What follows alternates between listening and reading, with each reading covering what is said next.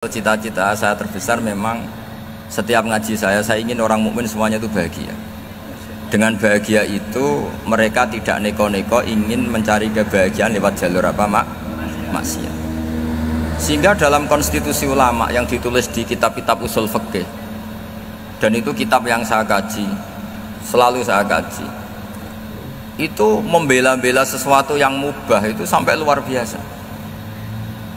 Karena melihat mubah itu, misalnya Anda tidur itu berstatus mubah, Anda bermain catur berstatus mubah, Anda rileks sama teman jagongan semalam dengan teman rektor atau dosen atau yayasan, itu melihatnya bukan mubah tapi tarkul maksiyah. Misalnya saya semalaman asik musamarah itu jagongan malam sama Habib Toha Al-Munawwar, itu awang ngitungnya bukan wah ini jagongan ngalor ngidul tidak penting tuh, enggak. Malam itu bahak tidak ke dugem, tidak ke tempat maksiat. Sehingga ada ulama yang mengatakan mubah itu enggak ada. Saya ulang lagi, mubah itu tidak ada. Kan umumnya ulama bagikan wajib, ya kan, haram gitu. Terus diantaranya mubah, sunat, makruh. Ada ulama yang mengatakan mubah itu tidak ada. Kenapa? Logikanya begini, itsma min mubahin illa wa yatahaqqaqu bihi tarku haramimma. Karena tidak ada mubah yang Anda lakukan kecuali saat itu pasti ditinggalkannya sebuah keharaman. Misalnya Anda sedang jagungan sama istri di luar, di rumah, asik di rumah semalaman, mungkin bahas hal-hal yang ringan, mungkin melihat sinetron atau apa yang ringan. Tapi di situ terjadi Anda meninggalkan ke tempat-tempat maksiat. Sekarang ninggal maksiat itu wajib apa mubah? Wajib. Padahal Anda sedang melakukan mubah. Nah itu dicatat oleh Allah itu tarkul haram, meninggalkan keharam. Jika masyhur dalam cerita wali-wali itu, Abu Yazid yang seperti itu ibadahnya pernah tanya, ya Allah, lalu yang makomnya orang seperti saya siapa? Karena beliau semalaman ibadah terus. Sama Allah dijawab, ya yang tidur di pinggir kamu itu. Abu Yazid, loh kok bisa ya Allah? Dia kan tidur terus. Ya kan dia tidur berarti meninggalkan keharaman. Ngomong sing potongan tukang maksiat tuh apik turu apik melek kira-kira gitu. Apik turu. Timbang sama nak melek pola wis turu ae kira-kira gitu. Jadi enggak usah dipaksa tahajud, dipaksa qiyamul lail itu. Iya kalau qiyamul lail. Kalau dapat informasi, oh kesini ikut saya terus katut kan repot. Jadi perlawanan terhadap maksiat itu sebetulnya gampang dalam Islam karena tadi nggak ada sesuatu yang mubah kecuali saat dilakukan berakibat meninggalkan keharaman. Mudah sekali. Jika banyak orang jadi wali itu karena melakukan mubah. Itu ada orang jadi wali itu karena sering makan. Ya makan biasa itu. Karena ketika makan, ya Allah, betapa doifnya saya. Katanya saya presiden, katanya saya rektor, saya kiai. Ternyata kalau nggak makan tuh lemes. Apa hebatnya makhluk yang bergantung makhluk yang lain, yaitu makanan. Nah karena seperti itu terus dia al-laja'illallah, terus dia sungkeman ning Allah. Betapa lemahnya saya. Sebab itu ketika Quran mengkritik dan dengan tanda kutip kemungkinan Tuhannya Isa bin Maryam, itu ngeritiknya sederhana Quran itu. Mal masih ibnu Maryam illa rasul qad khalas min qablihir rusul wa ummuhu siddiqah kana yaqulanit ta'am. Isa itu tidak Tuhan, wong dia makan. Kamu kebayang nggak misalnya punya Tuhan, wah tadi Tuhan mampir ke rumah saya, dia lemes, setelah tak kasih makan sehat lagi gitu, itu kan nggak kebayang gitu. Tapi Tuhan marung di rumah saya, lemes tak gratisin, kayaknya tidak punya uang gitu. Setelah makan, wah gairah lagi. Kebayang nggak punya Tuhan seperti itu? Sehingga Quran kalau gojlok sederhana, karena yakulanit to'am. Sehingga wali-wali itu kalau makan itu sadar lemahnya dirinya, betapa dirinya tergantung makanan. Sesuatu yang tergantung itu artinya tidak hebat, tidak Tuhan. Jadi untuk menjadi wali, untuk menjadi dapat ridhonya Allah itu sebenarnya sederhana. Termasuk ada cara jadi wali yang agak kacau, tapi ini ya benar, asal niatnya benar. Misalnya Unisula besar, ya kurang besar lagi. Kita sudah punya uang, kurang banyak uang lagi. Itu Nabi Ayub, itu kan seorang nabi. Pernah diuji Allah, ini ada di Sahih Bukhari. Nanti kamu tanya, hadisnya sahih enggak? Ini ada di Sahih Bukhari. Kadang orang kota itu aneh, nggak ahli hadis tapi tanya, sokeh ndak? Padahal andekan dibodoni sokeh yang ngandel saja. Jadi kadang ya aneh, nggak tahu kok tanya gitu. Itu Nabi Ayub itu sudah kaya, pas itu sudah kaya, bukan cerita yang masih miskin, memang sudah kaya. Beliau di kamar dihinggapin satu belalang dari emas. Setelah belalang itu dikejar, ternyata yang jenis itu banyak, semuanya dari emas. Ngambil sana sini, ini yang kesak ini dipenuhin, saku ini dipenuhin, sampai banyak. Terus sama Allah digojlok, kamu itu Nabi saya, kenapa kamu mengumpulkan harta sebanyak itu? Kamu itu Nabi saya kok rakus? Jawabannya Nabi Ayub unik, ya Allah, siapa yang bisa kenyang dari rahmatmu? Ya, jadi kalau kamu punya uang 1 miliar, kok ingin 1 miliar 100, ingin 1 miliar 200, itu cara ngitung bukan uang. Ya Allah, siapa yang bisa kenyang dari rahmatmu? Karena rahmat Allah tidak terbatas. Sudah Gusti, tenang saja, meskipun saya gini, rahmat Anda tidak akan habis. Sehingga apa, waroi ada ilmunya, tomak juga ada ilmunya, termasuk ragus itu juga ada ilmunya. Misalnya begini, ini contoh rakus yang ada ilmunya begini. Ini saya beri contoh. Mungkin yang boleh niru orang-orang soleh, kalau nggak soleh jangan. Imam Syafi'i ini cerita nyata. Imam Syafi'i itu dulu ketika ngaji masih muda itu nggak suka sama guru yang kaya. Kebetulan dia punya guru miskin terus. Namanya Sufyan As-Tsauri, itu miskinnya Masya Allah. Sufyan bin Uyainah juga miskin. Jadi dia miskin, punya guru miskin terus. Sehingga idolanya ya sama guru-guru yang miskin. Suatu saat guru-guru ini menyarankan dia ngaji Imam Malik. Imam Malik itu kaya raya. Itu babutnya Imam Malik kalau diinjek itu mata kakinya tidak kelihatan saking halusnya. Kalah Indonesia lah, kalah. Imam Malik tuh gaya. Kalau ngaji di kursi tinggi terus pakai bukhur itu, pakai dupa Arab yang mahal itu. Pokoknya mewah kali Imam Malik. Terus dia mulai, ini kiai kok kaya. Kemudian setelah beliau alim tanya, saya harus ngaji siapa setelah ilmu jenengan habis kira-kira gitu. Kata Imam Malik, sudah, kamu tidak usah perlu ngaji saya, kamu sudah alim alama. Terus Imam Malik datang ke Baki. Zaman itu Baki itu semacam kayak rentalan ya, semacam Grab lah kalau dulu. Mana kafilah yang mau ke Irak? Ya sudah, terus oh kita mau ke Irak, ini antar ke Muhammad bin Hasan As-Syaibani. Itu dibiayai sama Imam Malik. Grabnya ya dibayarin, itu kafilahnya itu ya dibayarin. Imam Syafi'i disangoni surrotan min dhahabin. Jadi satu kepes uang dikasihkan. Itu pernah tak hitung semurah-murahnya itu sekitar 60 juta. Imam Syafi'i mulai mikir, kiai yang saya kritik lomo, sing kiai miskin tak puji, gak pernah ngamal kan, tentu orang miskin kan. Setelah datang ke Muhammad bin Hasan As-Syaibani, beliau itu pakar usul fikih, muridnya Abu Hanifah. Beliau al-usuli, pakar usul fikih. Itu Muhammad bin Hasan As-Syaibani itu kalau ngitung emas itu di ruang tamu, uangnya miliaran, emasnya banyak. Dari kota ini dipindah ke kota ini, emas kalau ngitung di ruang tamu, bukan di kamar, di ruang tamu. Imam Syafi'i tambah kaget. Imam Malik kayak gitu sudah saso, al-Malik ini kaya raya. Setelah Imam Syafi'i kelihatan kaget, digojlok sama Muhammad bin Hasan As-Syaibani karena beliau senior. Atajabu min hadza, kamu aneh melihat ini? Iya. Kenapa? Ulama kok kaya raya. Terus kata Muhammad bin Hasan, ya sudah, uang ini tak kasihkan orang-orang fasik, binti gue demenan, gue nyabu, gue macem-macem. Oh jangan, nanti dipakai maksiat. Oh jenengan mawon sing suka.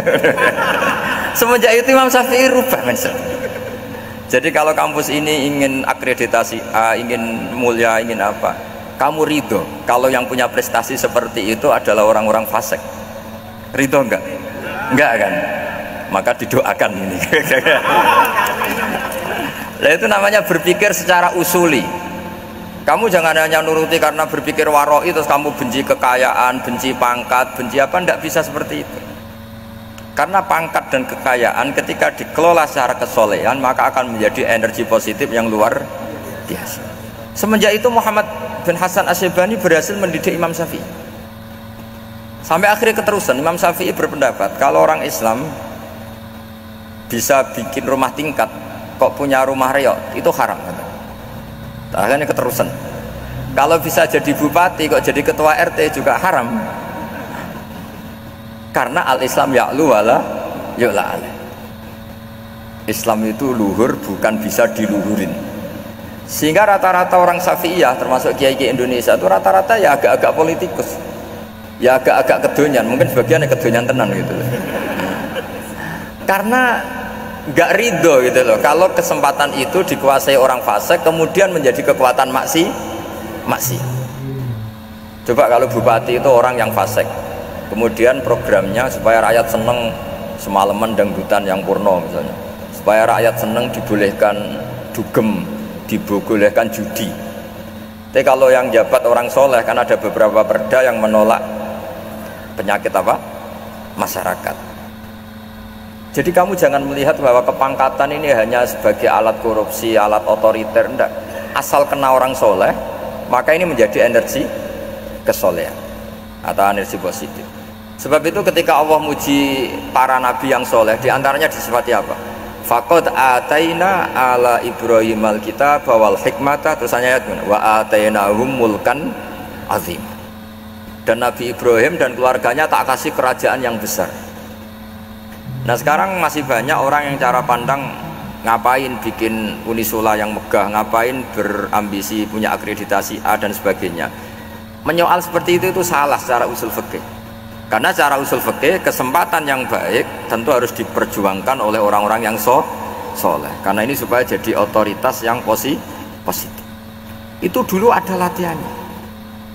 Jadi orang dulu itu gampang sekali ketika milih miskin ditanya, kenapa miskin? Saya ingin hisab saya ringan. Tapi ketika mereka kaya yang soleh, supaya harta ini tidak dipakai orang yang nanti dipakai maksiat. Kita misalnya orang soleh kok mau pangkat, karena kita ada ridho kepangkatan itu dipegang orang maksiat, kemudian menjadi energi maksiat. Begitu juga seterusnya. Maka ulama dulu itu rileks. Sampai Syekh Nawawi Al-Bantani itu nanti bisa dicek di tafsir Qul hal yastawil ladzina ya'lamuna wal ladzina la ya'lamun. Beliau muji-muji ulama. Kemudian ada seorang yang agak hasud mungkin, tanya begitu, hebatnya ulama itu begini-begini. Terus ditanya, tapi kenapa kita sering melihat ulama ngantri proposal di rumahnya bupati gitu? Sementara bupati nggak pernah datang ke ulama ngaji ihya. Jawabannya Syekh Nawawi itu unik. Ya karena ulama itu tahu gunanya uang, sehingga nyari uang untuk pondok, untuk masjid. Sementara bupatinya tidak tahu gunanya ilmu, maka tidak pernah ngaji gitu. Jadi ya ringan saja lagi. Jadi ya sudah seperti itu. Jadi kalau ada ulama kedonyan, anggap saja karena tahu gunanya uang. Jadi kenapa ulama ngantri di kabupaten, bukan bupati ngantri di ulama? Jawabannya karena ulama tahu gunanya uang, sementara bupatinya nggak tahu gunanya ilmu. Nah, kira-kira gitulah. Ada ustadz tidak ganteng, kesensem rondo cantik, karena tahu gunanya ustadz itu. Artinya tahu gunanya kalau saya nikah nanti punya anak jadi gus, karena kan dia kiai gitu. Tapi rondone raro gunanya dia karena miskin gitu. Jadi ulama dulu itu rileks, menafsirkan apa saja itu rileks, termasuk saat terpojok itu rileks. Karena semuanya dianalisis pakai ilmu. Sehingga ciri utama wali itu apa? Ala inna awliya Allahi la khaufun alaihim walahum yahzanun. Enggak ada rasa takut, enggak ada rasa gampang. Karena melihat sesuatu itu gampang saja. Saya ulang lagi, melihat sesuatu itu gampang saja, ringan. Saya beri contoh ya betapa pentingnya mindset ya, cara berpikir. Orang itu menjadi kikir itu karena nganggap hidup itu lama dan uang itu penting. Kalau zaman Nabi itu sederhana kalau melihat hidup. Pernah suatu saat Nabi itu punya jatah makan, karena Nabi itu hidupnya juga pas-pasan. Jadi Nabi itu unik. Beliau di satu sisi kaya raya, bisa ngurmat Abu Hurairah, Ammar, Suhaib. Ashabu Sufa itu dirawat Nabi semua. Itu kan kaya, bisa ngerawat sekian orang.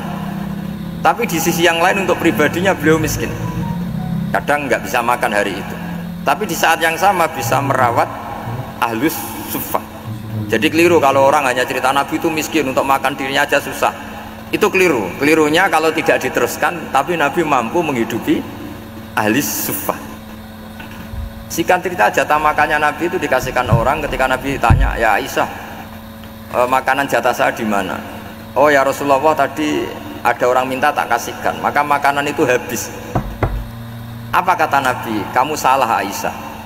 Yang kamu kasihkan itu justru yang masih. Ya, yang kamu kasihkan itu justru yang masih. Sehingga Nabi menganggap, makanya Nabi terus ngendikan, ya kalau mukhatabnya lelaki ya kira-kira begini. Wa hal laka min malika illa ma akalta fa afnaita wa labista fa ablaita. Terus hanya wa tasaddaqta fa abqaita, kata Nabi. Harta kamu ya kamu makan kemudian ke WC jadi kotoran, atau punya pakaian mewah nanti rusak, wa tasaddaqta fa abqaita. Ada yang kamu sedekahkan yaitu yang abadi sampai akhir. Sehingga banyak pengusaha yang mencintai saya setelah tak ajari hadis itu, misalnya punya uang 1 miliar karena dia spekulan atau pedagang rawan bangkrut, disedekahkan ke masjid 50 juta, yaitu yang abadi. Jadi kalau suatu saat bangkrut dia masih punya uang 50 juta di akhirat. Jadi Nabi itu mengajari sedekah itu apa? Ya sedekah itu pengabadian uang. Kalau kita kan enggak, bilang sedekah itu nguras uang. Itu pikirannya setan, dan pikirannya orang Islam. Itu cara berpikir setan, bukan cara berpikir umat apa? Sehingga Sayyid Ali Zainal Abidin itu kalau ada orang minta, kemudian beliau ngasih, itu beliau bilang gini, marhaban biman hamala zadi ilal akhirah. Matur nuwun nggih jenengan sembeto sangu kula nate. Jadi dianggap teller saja. Orang yang minta uang beliau itu dianggap tukang nyatet bank ini. Karena sudah ditabungkan, ya sudah. Kalau kita kan enggak, wah pengemis itu ganggu gini-gini. Kecuali pengemis profesi ya mungkin kita agak-agak enak. Pada zaman akhir itu ada pengemis apa? Profesi. Jadi repot. Terus tak beri contoh lagi kebahagiaan ketika kita milih Islam moderat. Islam kita diajarkan guru-guru kita, utamanya oleh guru kita Mbah Maimun. Saya juga sering ketemu beberapa ulama dunia, termasuk Habib Umar. Saya juga ikut sowan ke sini pas beliau sama Habib ini Hasan Toha Putra di sini sama orang-orang moderat. Itu cara berpikir juga luar biasa indah. Beliau pernah cerita ya, beberapa ulama banyak yang cerita itu. Saya pernah diceritani seorang alim ketika ada orang ekstremis itu mau ngebom di tempat maksiat. Kebetulan yang maksiat itu kebanyakan ya orang Islam, karena di negara yang mayoritas Islam. Ditanya sama Syekh Sa'rawi. Syekh Sa'rawi itu mufassir top di mana? Mesir. Ini mau tak habisin karena mereka orang Islam kok maksiat terus. Terus ditanya sama Imam Sa'rawi, laumatu ala khini ma'asihim aina masiruhum. Kalau mereka mati dalam keadaan maksiat, mereka kemana? Ya ilanar, mereka pasti masuk neraka. Terus ditanya sama Imam Sa'rawi, wahal masiruhum ilanar muradun nabi amlah. Punya umat maksiat kemudian mati masuk neraka, itu yang diinginkan Nabi apa enggak? Ya tidak aja.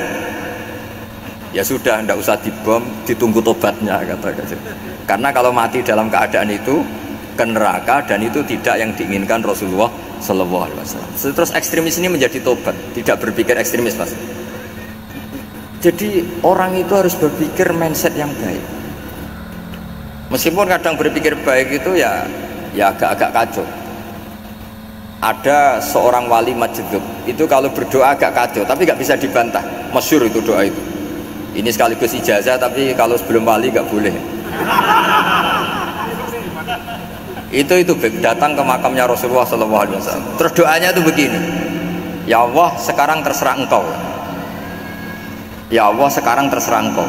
Jika saya kamu jadikan orang soleh, jika saya engkau jadikan orang soleh, maka surra habibuk, maka kekasihmu ini senang. Yang susah musuhmu yaitu setan. Tapi kalau engkau menjadikan saya orang fasik, maka yang susah kekasihmu, yang senang musuhmu. Jenengan punya dua pilihan itu. Wah itu kan doa tapi kayak teror itu. Ya jadi berdoa di Raudhah. Wah itu pasti mandi itu karena agak-agak maksa Tuhan itu.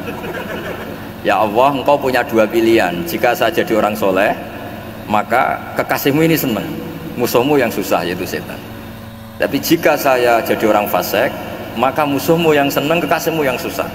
Mohon terserah jenengan, mau menyenangkan kekasihmu apa menyenangkan musuhmu gitu. Kira-kira gimana? Kalau tertarik boleh doa itu dipraktekkan. Tapi kayaknya kalau copy paste itu gak keren apa?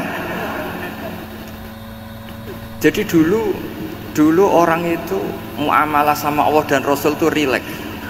Rileks itu nyaman karena ya tadi, qul bi fadlillah wa bi rahmati fa bidzalika falyafrahu.